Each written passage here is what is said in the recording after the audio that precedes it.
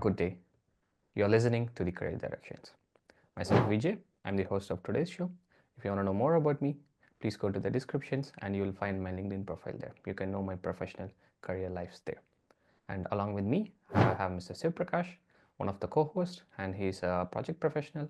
And welcome to the show, Mr. Prakash. And today, I have a very, very special guest, Mr. Miller. He's a PMP certified professional and also with 15 plus years of experience in project management and now more and more focusing on the PMO subjects.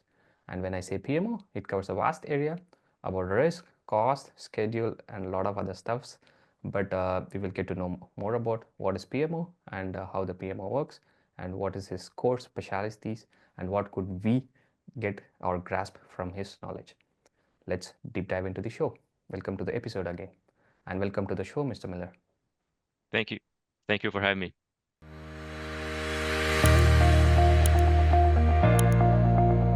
Just to start with the episode, Miller, what is PMO and what is your day-to-day life looks like? Okay, it's already kind of giving me a room for a broad answer, but let's start with the PMO means in terms of the abbreviation, right? Is the Project Management Office, and that can vary a lot from company to company, but I would say that it's a project management department that provides project management service to the organization, right? And so there are different types of PMO. It can be a directive PMO where like all the project managers are reporting directly to the PMO manager, or could be more like a central knowledge department where the team would basically provide training and support on project management methodologies and provide some tools to the PMs, or it can be also providing some project control support, basically doing some kind of the analysis on how the projects are progressing versus plan, um, serving the project managers with evidence so they can make decisions and correct any deviations in case there are any. So this is basically where what the PMO is. So it depends, but I would say it covers either one of these three or everything together.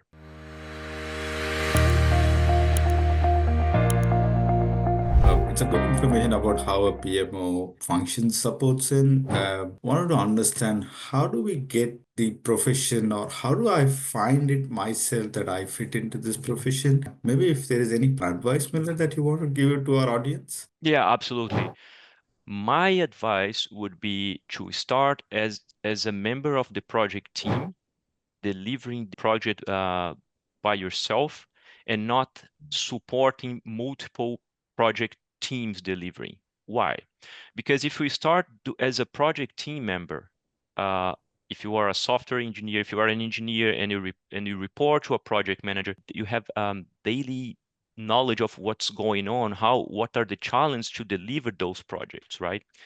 So then once you eventually decide to move to a more control function, you understand the challenge so you can have a better communication and establish a better relationship.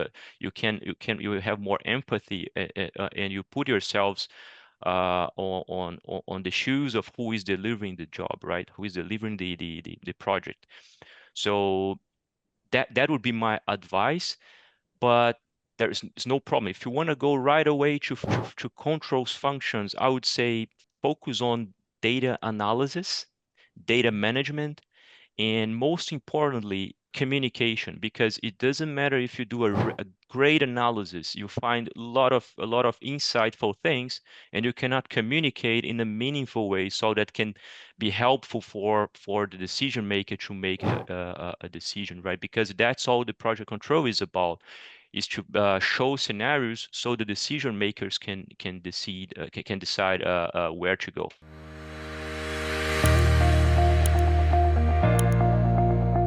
You finished PMP.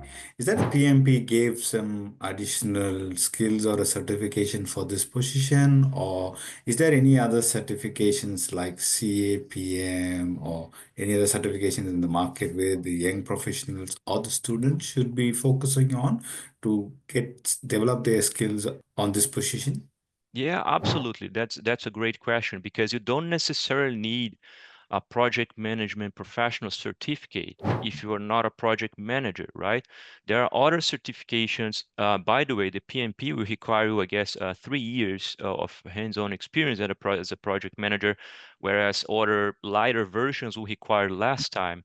But there are also certifications around specific for cost, specific for scheduling or planning and risk, right? So if you want to start focusing in one area, you can get expertise on that area before moving to integrating other knowledge centers and ultimately overseeing the whole project management space.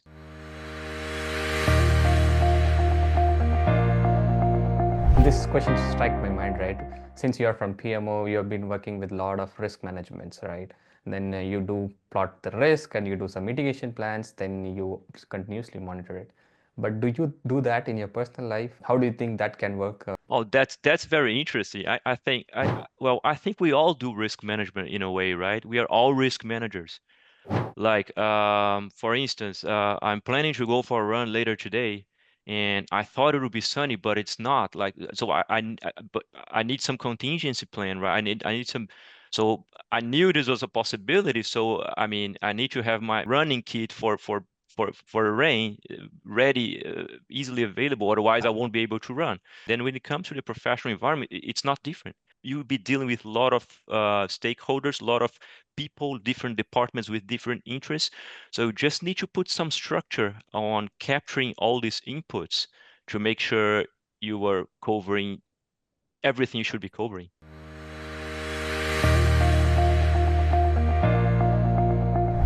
What is the maybe suggestions that you would like to give to the students to explore or find out the right job which can fit them?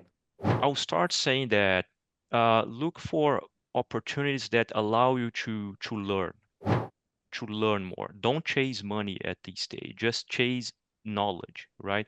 So where you can learn the most at this point. And then what is your interest? What exactly you want to do? Like more or less in terms of, okay, you want to work with project management. What industry? Are you interested in more software? What about you? And then look for opportunities that allow you to learn what you're looking for and not learn only what you immediately want, but also how can you expand on that? Even it's like minimal things on a weekly basis, right? Oh, what I learned this week. Because anything greater than zero compounds over time, and that can play in your favor.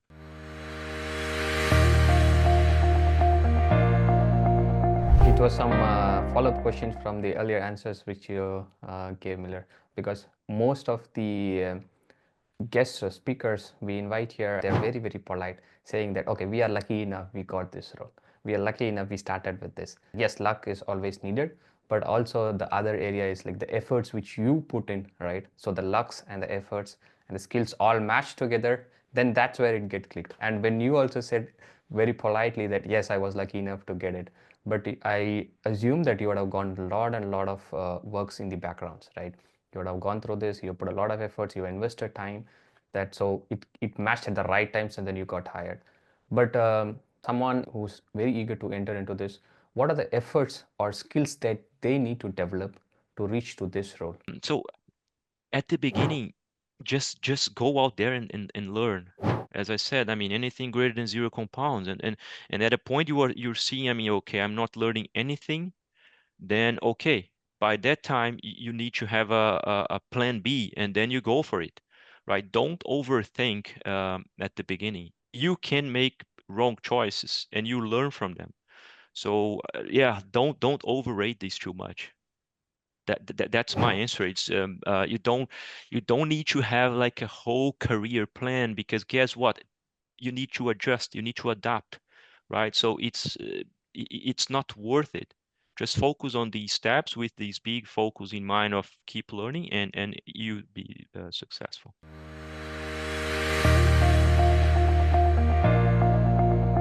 How do you define success in your area, specific for you you define, how do you define yourself as a successful person here? Oh, that's a good one. So start with the first, right? How do I know if I'm successful? I mean, I'm goal-oriented, right? So I have some goals. I need to achieve them. And if I'm not achieving them, we need to understand what's going on. So that's kind of, it's pretty straightforward. Then, so I think the message is, what are your goals, right? And then you measure your success against those. You're not measuring success against other people, because that's not how it should be. You need to have your own path. It's a matter of time, right? So it's about, I don't know, maybe 15 years of experience learning these things on a daily basis, different scenarios. So these compounded, and over time, I have the knowledge to be at this position. Again, be curious, learn the things around you, and once you have the opportunity to be applying for that lead role, you have a good chance to be the one selected.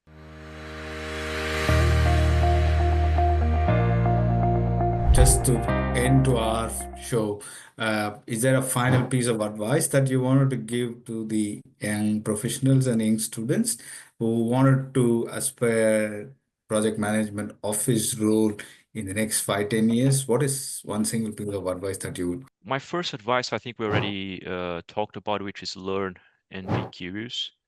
Mm, Um, And the second thing is around maybe the communication. fantastic. And I think we also talked a little bit about it, but I mean, you can be a fantastic engineer, or any other, Mm, you can be a fantastic one, but if you cannot communicate what you find in a meaningful way, all your good work will be undervalued, and we don't want that, right? So make sure mm. you understand how they want to receive the information. I think that's a fantastic piece of advice. Great. Thank you very much, Millet. It's been an honor and pleasure having you here. I think it's going to be a benefit to the followers and audience.